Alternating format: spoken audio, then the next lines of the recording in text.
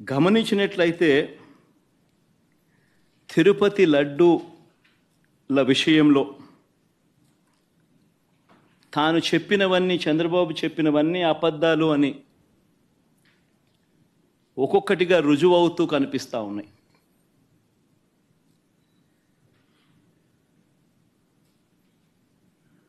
ఆ కనిపించే నేపథ్యంలో 100 రోజుల పాలన మీద టాపిక్ డైవర్ట్ చేస్తూ లడ్డూల టాపిక్ తీసుకొచ్చాడు. ఆ లడ్డూల టాపిక్లో చంద్రబాబు నాయుడు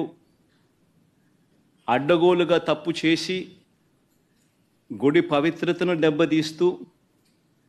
అడ్డగోలుగా దొరికిపోయేసరికి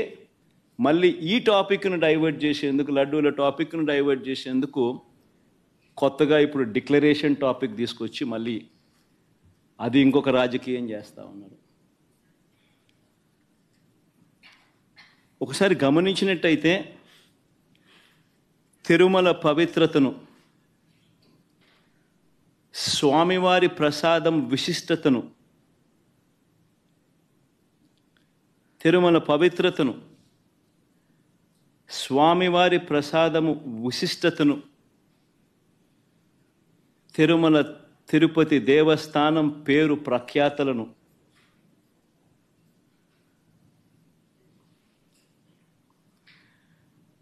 రాజకీయ దుర్బుద్ధితో,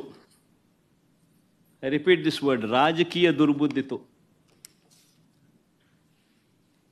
జంతువుల కొవ్వుతో లడ్లు తయారీ అయినట్టుగా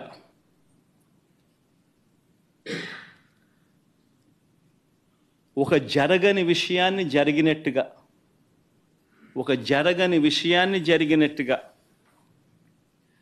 ఆ కల్తీ ప్రసాదాన్ని భక్తులు తిన్నట్టుగా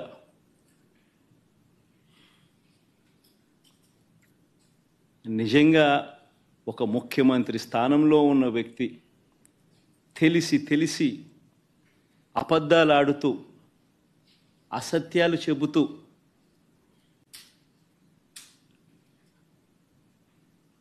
స్వామివారి పేరు ప్రఖ్యాతలను, తిరుపతి లడ్డు విశిష్టతను